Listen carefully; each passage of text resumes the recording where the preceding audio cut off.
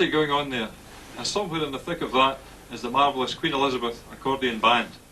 That was just a taste of the atmosphere at our soiree in the Hamilton Town Hall. The big patriotic party that for me was one of the highlights of our bicentenary year. Well, wasn't that a wonderful year? We set out to mark our 200th birthday with a programme of special events that had something for everyone. I think we succeeded. This video is a souvenir of a very special year. We've included just some of the events. Obviously it wasn't possible to put absolutely everything in. You'll have your own memories, I don't doubt. These are some of mine. I hope you enjoy them. So for the next hour, enjoy again the highlights of an outstanding year of celebration. It all began in the Pavilion Theatre, Glasgow, when over 100 young people from our junior and juvenile lodges thrilled us with a spectacular variety show that went something like this.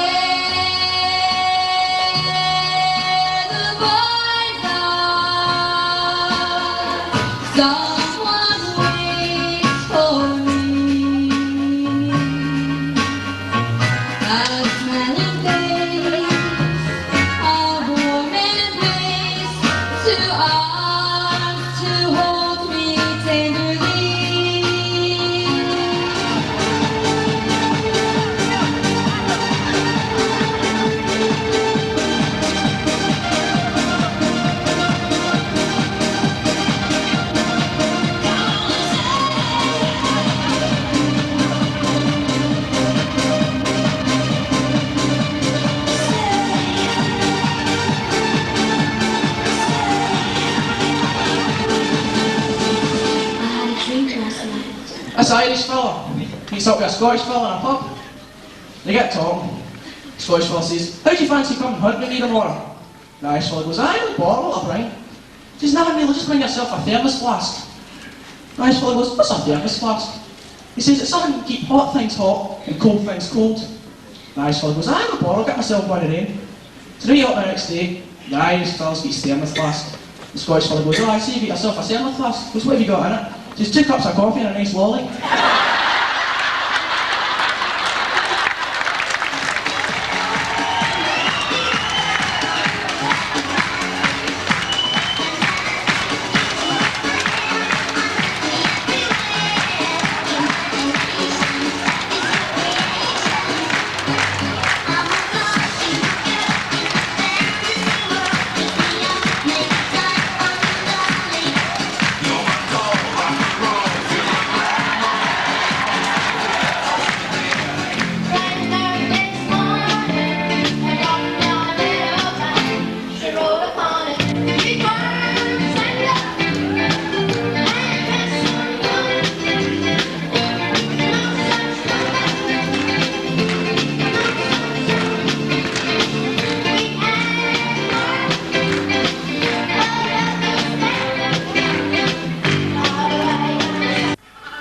I'm fed up with these daft puppets. Thank you, I can start with a golf puppet. No, you can't. You should have thought of that before you came on. What's wrong? This one wants to go wee. Alright, on you go then. Whee!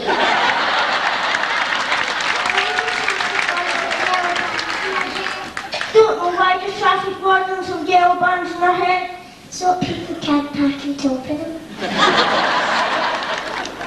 Michael by John Copeland. It's the best statements for Michael. Aye, it's only the best for Mick. My daddy near faints when he sneezes and goes off his head when he's sick.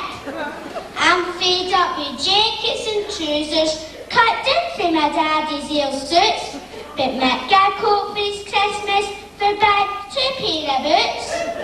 All night I was shivering and sweating. It was through getting soaked, I suppose. My mum says he's got a temperature, and my daddy felt Michael's nose.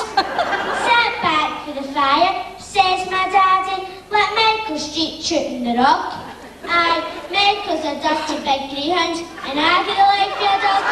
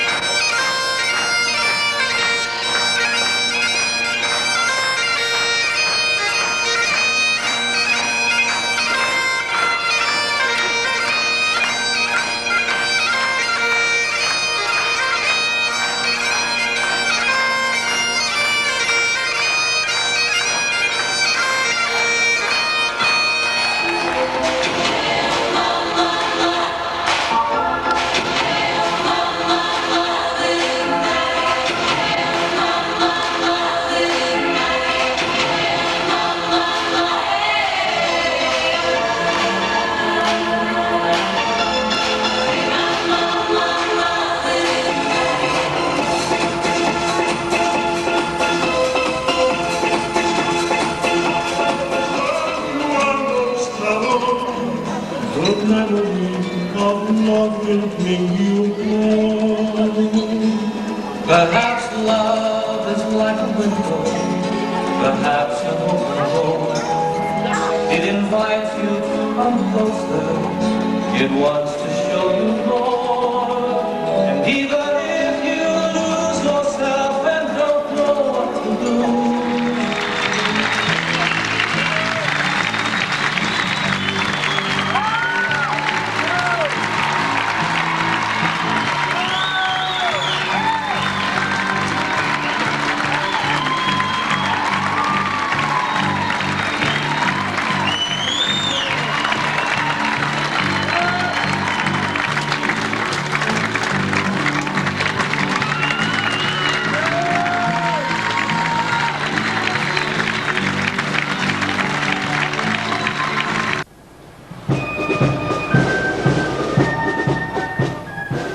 Sunday, May 17th, and it's a beautiful sunny day in Edinburgh as our Thanksgiving parade picks its way through the city's historic High Street, past the High Kirk of St Giles, once the pulpit of that great Scottish reformer John Knox.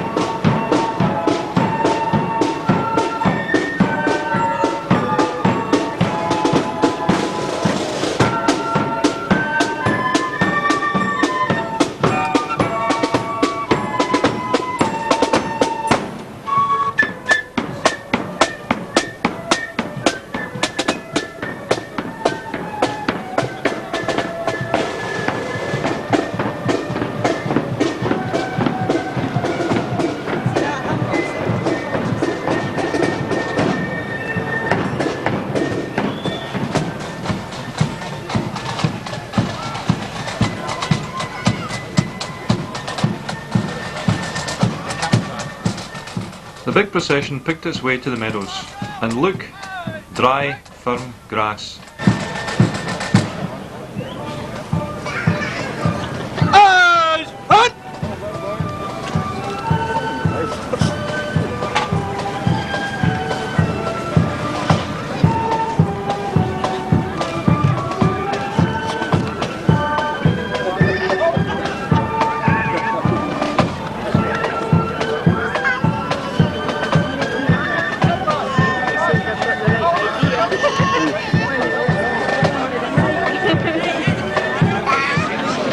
Sisters Brethren, ladies and gentlemen, can I bid you a very warm welcome to this Bicentenary Thanksgiving service here on the Edinburgh Meadows.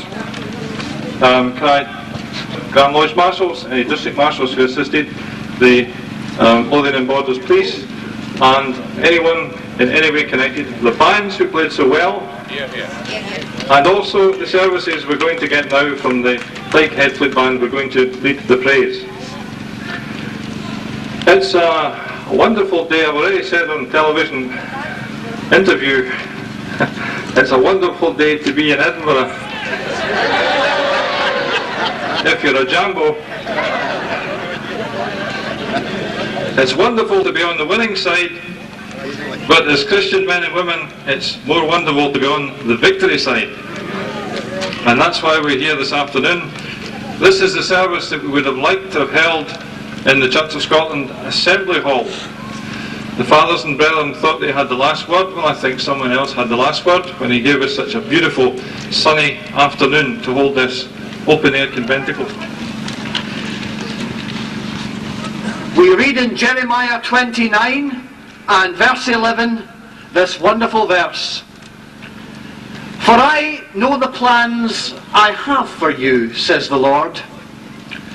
Plans for good and not for evil, to give you a future and a hope. To give you a future and a hope. Brothers and sisters, according to that verse, the future's certainly bright. Last year, each copy of the Orange Torch had a countdown number as we approached the Bicentenary year. On a wider canvas, we are on a countdown to a new millennium in 2 years' time. Many of the churches have designated the years coming up to the millennium as follows. 1997, the year of faith. 1998, the year of hope. And 1999, the year of love. And so we are in this year, in the year of hope. We in the Orange Institution are well acquainted with these three Christian virtues: faith, hope, and love. In the authorized version, charity.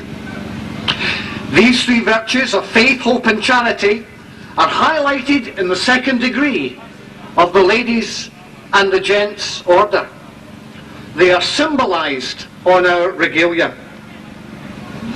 Paul, in the first letter of Corinthians chapter 13, reminds us that when all else has passed away and time is no more, that these three will continue throughout eternity: faith, hope, and love. And of these three great virtues, I believe that hope is probably the most difficult to understand and explain. But it's the greatest virtue that we stand in need of in this, our bicentenary year. And the final triumph and vindication of righteousness. For Jesus said, I will build my church and the gates of hell will not prevail against it. Surely the blessed hope grips all of our hearts as we look forward to that day when Christ shall come in the clouds of glory as King of Kings and Lord of Lords. My friends, the future's bright, the future's...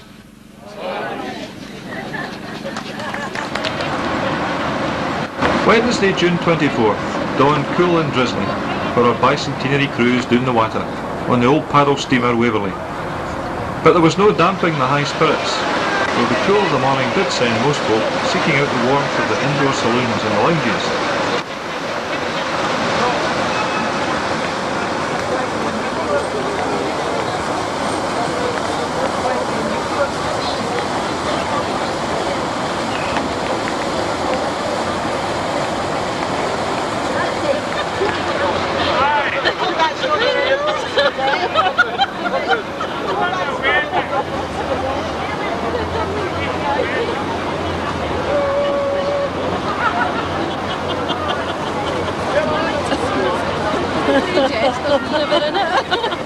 Another minibus.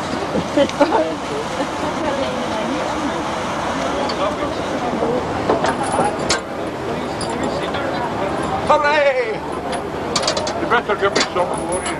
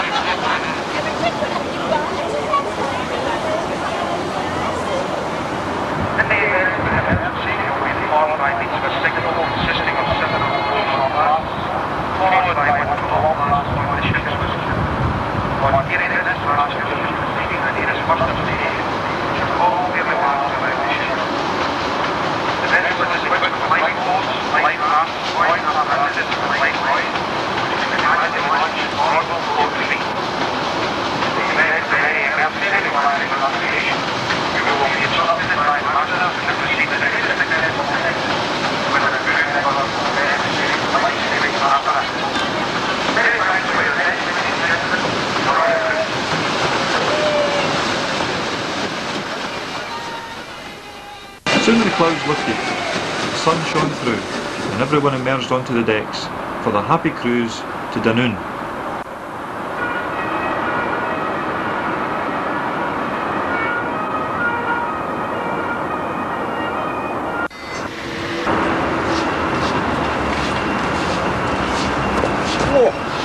Welcome to Bridgeton, Brigton Cross. Over there is the famous Brigton umbrella. Half a mile that way, the Gallagate, the city centre. Half a mile that way, Celtic Park. Over there, our new headquarters.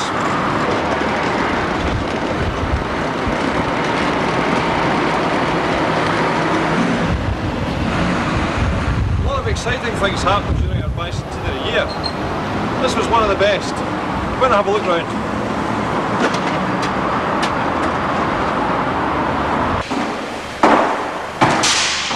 This is the downstairs main area of the building. Work hasn't started in here yet, as you can see, so you've got to use your imagination. But what we intend to create in here will be the main focal point of the building.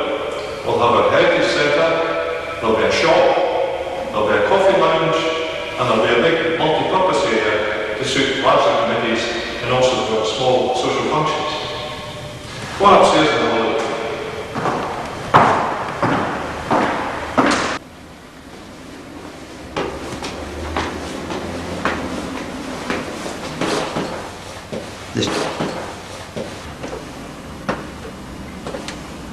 Well, as you can see, there's been a bit of work done up here, and what we've created is basically a whole series of offices and committee rooms. And obviously the Grand Lodge administration is going to be housed here, but we've got lots of space up here, and we'll also be able to accommodate the whole Orange family. The Ladies Orange Association will have a room, the Royal Black Institution, the Union, and of course our own charity, the Scottish Orange Home Fund. I'm very excited about this project, and I hope you are too. And I hope that in due course, when the building is open, that you'll come and have a look for yourself. Okay, let's get back to the Bicentenary celebrations. Can you remember what we did next? In one of the wettest summers we've ever experienced, we took our juniors and juveniles for a Bicentenary jamboree. Under canvas. Station, ready, steady, go!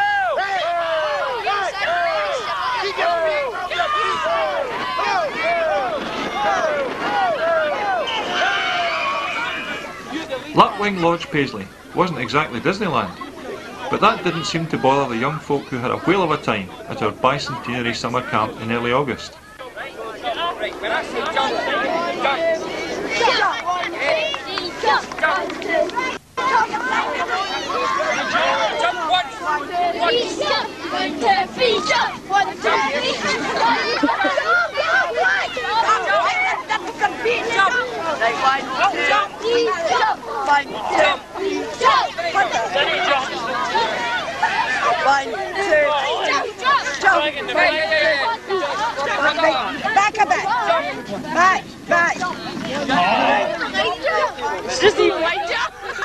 The weather wasn't always kind, but as you can see, that certainly didn't stop the fun.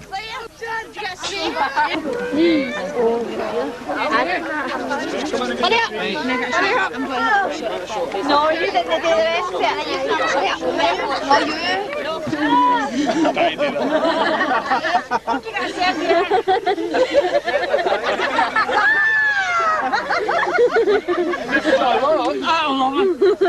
That's good. See this one for the torch. She's hilarious.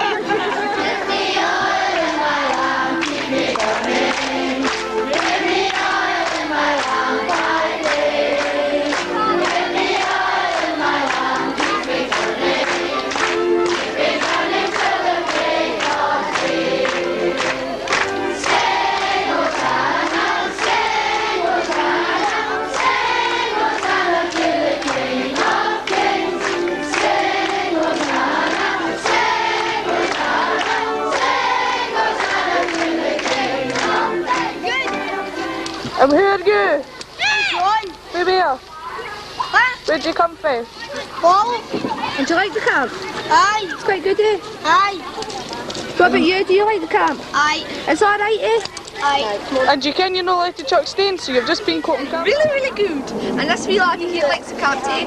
And so do they. No, They all think it's pure dead brilliant in that. no! Come on tomorrow, out here tomorrow, there's a wee park. Stop saving money. Oh! This is the cat. This is the park at the camp. And all the wee bairns play at it, so come on, have a look tomorrow. She's the older one. You've got to say how good this camp is. You tell tomorrow. Do you like the camp? Aye. And where do you come from? Where'd you come from? Armadale. Armadale. Where do you come Where'd you from? come from? Armadale. And what's your name? Kimberley. And do you like the camp? Aye. What's best about it? All the tidy boys, eh? Yeah.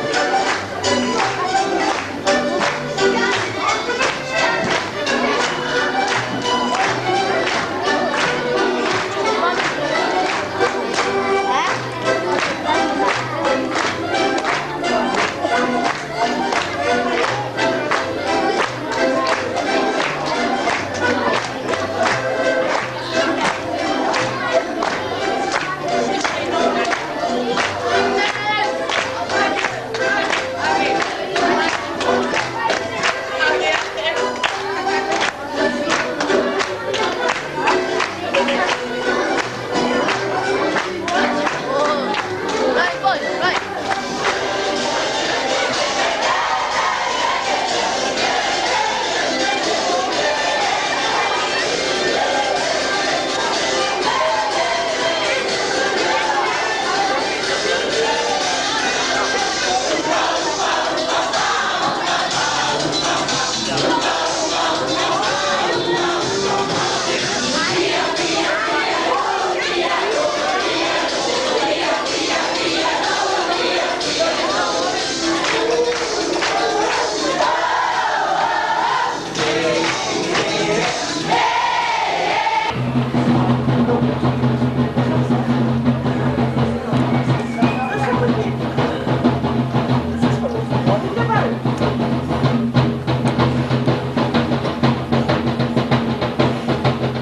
It's Saturday, 12th September, and the call has gone out to Scotland's Orange men and women to rally in the Ayrshire market town of Cumnock. An estimated 30,000 responded to the call, and that wasn't too many.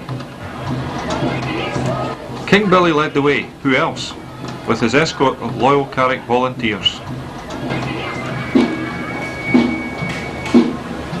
Then came the Grand Lodge colour party, the Grand Lodge officers, and many distinguished visitors from around the world. We were proud to have with us the Imperial Grand President and the Imperial Grand Master, as well as guests from England, Ulster, Australia, Ghana and the United States of America.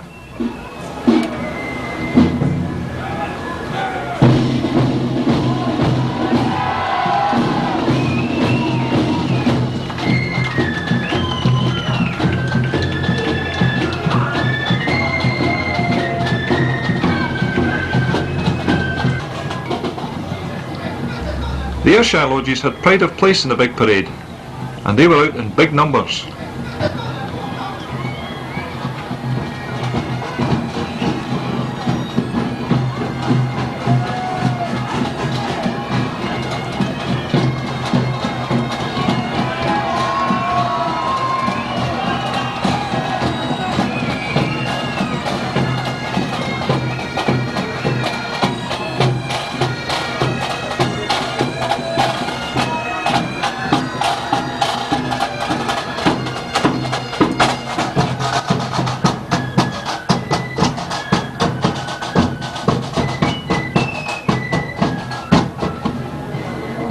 County Fermanagh, just one of several big contingents from Ulster who made the trip across the North Channel, and how delighted we were to receive such great support from the sisters and brethren in Ulster and England.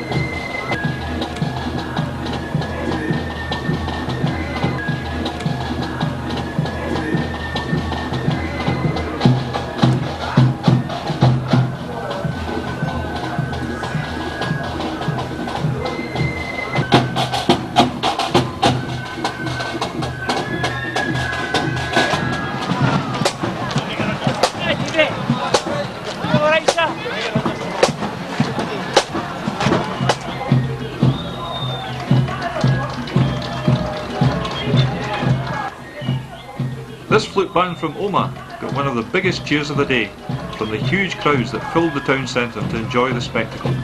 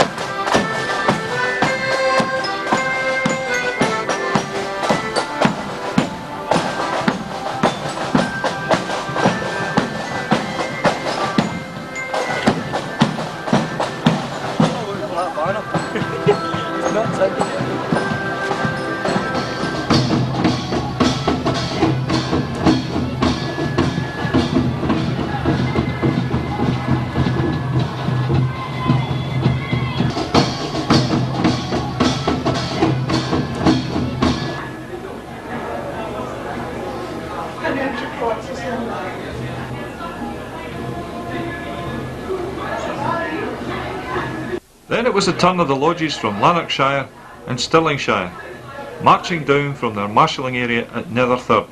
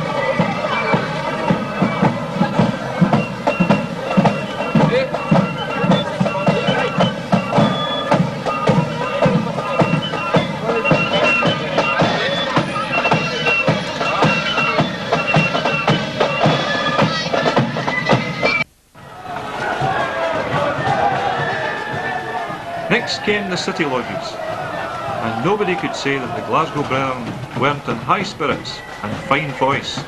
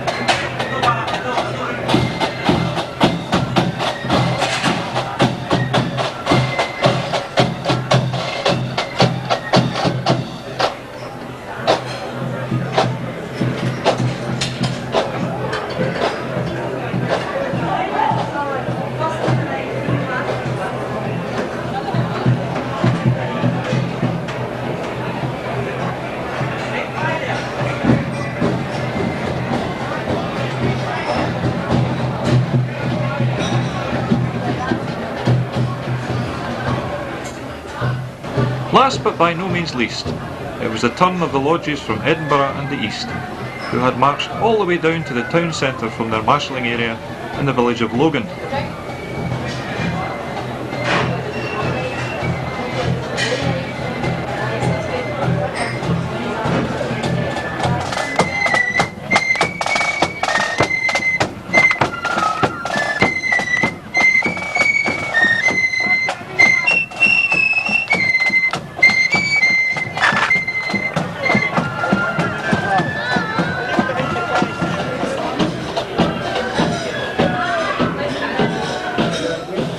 Bringing up the rear were the brethren of St Andrew's True Blues in Perth. And who will ever forget what our wet, wet summer had done to the park?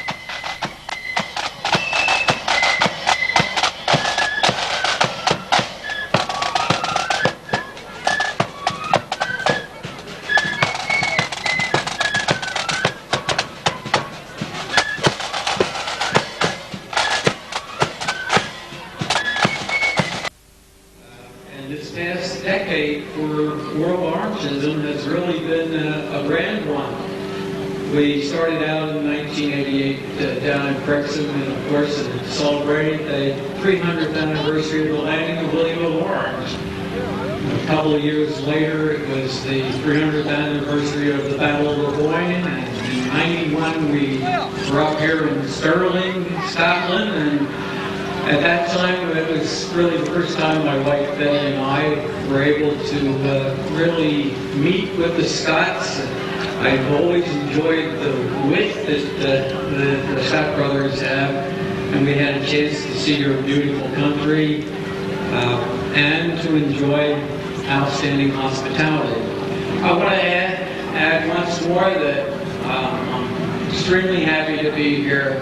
I know that I wish you all the very, very best here in Scotland, and may you have a wonderful, wonderful celebration here today, and may the next 100 years give you nothing but all God's blessings. Thank you very much.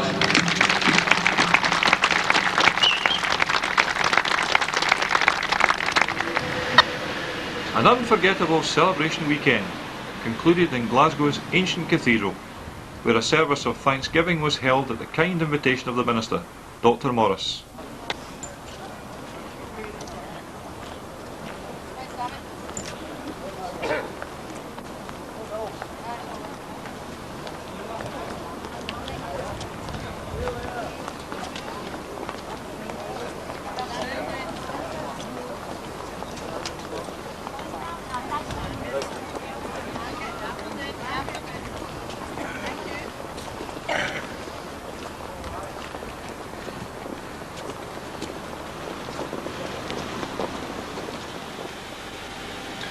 You begin to ask yourself how we managed to cram all of that into just 1 year. I hope you've enjoyed these edited highlights of our bicentenary celebrations. I'm sorry if your own particular memory wasn't included. I can think of quite a few myself. I'm going to leave you now to enjoy the party atmosphere of the soiree at Hamilton. But before I do that, I'd like to take this opportunity to thank everyone who in any small way contributed towards the brilliant success of our bicentenary year. And I want to thank all of you for making it such a privilege to serve such a wonderful organisation as the Loyal Orange Institution of Scotland. We enter our 3rd century with pride and with confidence. It's down to each one of us to ensure that we hand on our inheritance to the benefit of future generations. Now, I'm going to leave you in the expert hands of Hugh Haggerty and his wonderful flute orchestra, who set the party alight at Hamilton.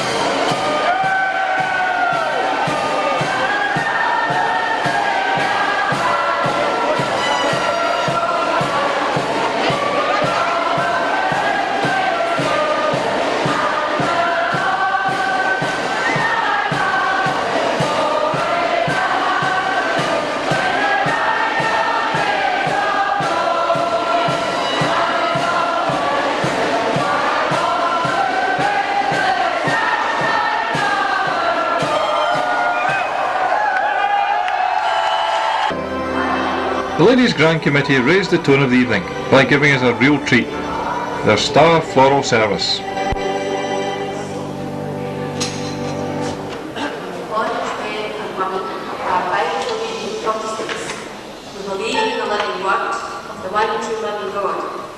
The Bible is our soul full of faith and life, and it tells us of God's greatness and His plans for mankind.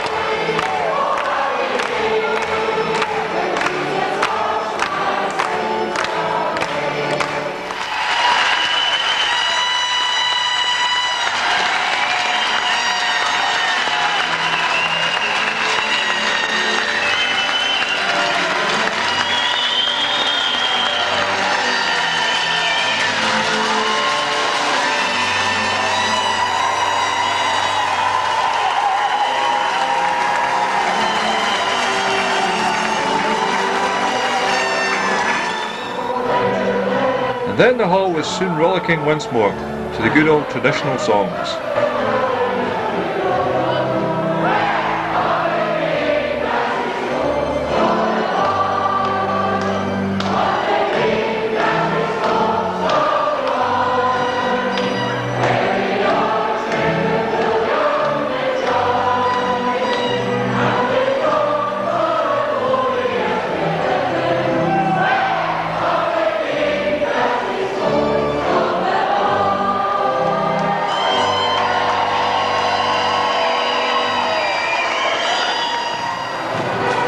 With the party really beginning to hot up, in marched the Queen Elizabeth Accordion Band with some of their own particular magic.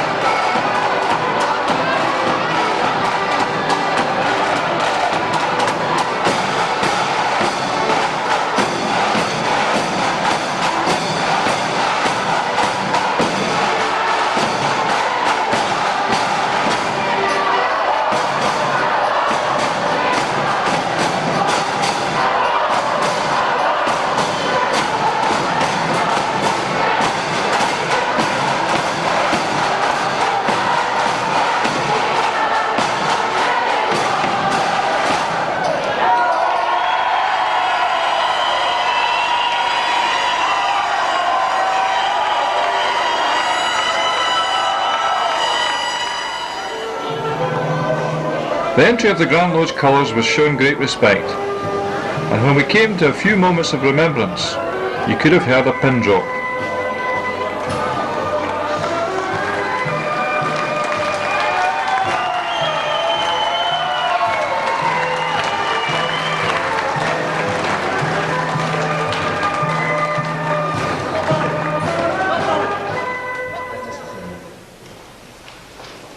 Most gracious God, Father of all mercies, we give you thanks for the freedom we enjoy in our lives and for the many liberties you have bestowed upon our land, for peace and prosperity, for democracy and diversity, and all that enriches our common life.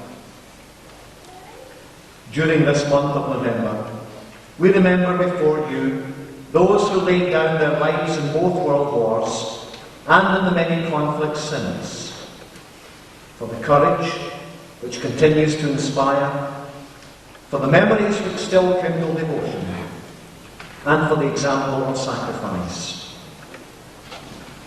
God of power and love, let your blessing be upon all those who lead our nation. We pray especially for the Queen, the members of the royal family and our government. Protect and uphold them, O Lord, and give them grace to make laws that in all things you might be glorified and our nation might be blessed.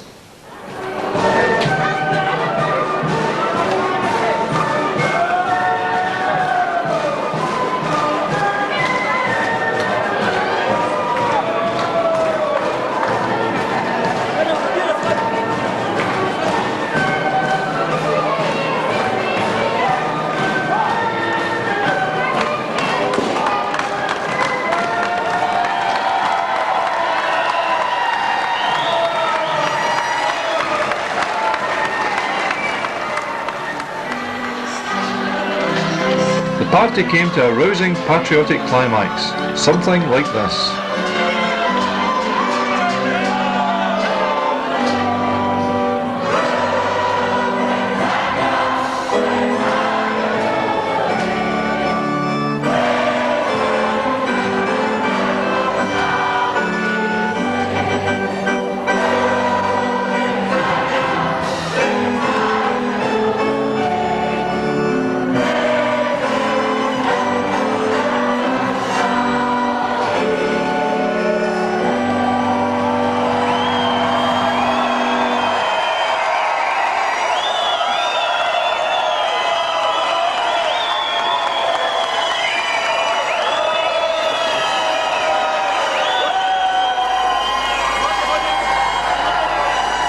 Well, she got the flowers, but what did he get?